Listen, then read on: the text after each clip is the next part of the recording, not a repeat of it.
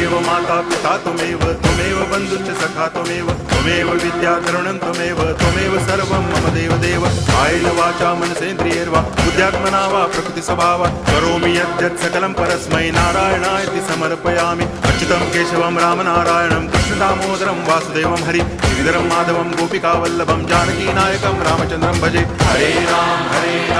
Ram Ram Hare Hare Hare Krishna